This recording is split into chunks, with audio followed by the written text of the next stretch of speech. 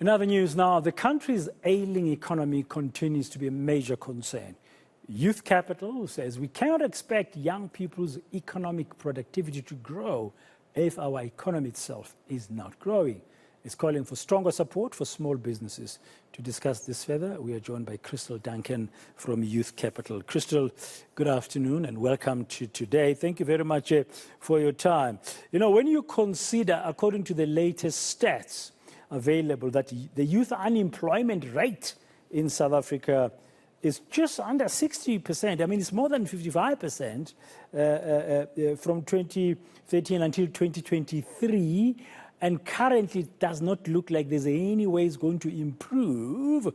It really makes it difficult to imagine how you're going to make young people productive.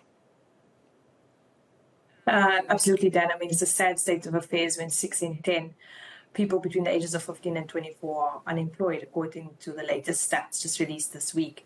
The saddest part for me, having been doing this work for a number of years now, is that those numbers have been stagnant. You know, we can talk about COVID and its effects, but the truth is we've kind of been at that really high level of youth unemployment for well over a decade now.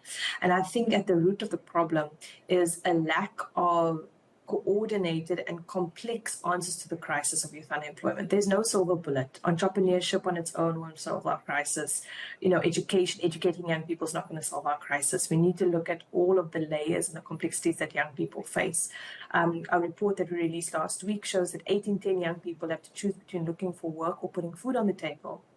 You know, that's the reality for young people. And then, you know, as you just heard from the guests you had on before, you have businesses who are saying we can't keep the lights on. We can't afford to keep the lights on because, you know, generators are costing us too much. And now you're asking us to hire young people.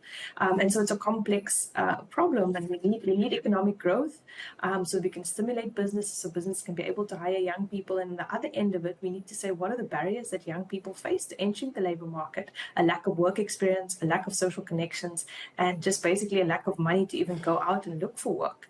And unless we address all of these things, we're not going to be able to tackle the crisis, and we're going to continue to see those numbers to rise, sadly.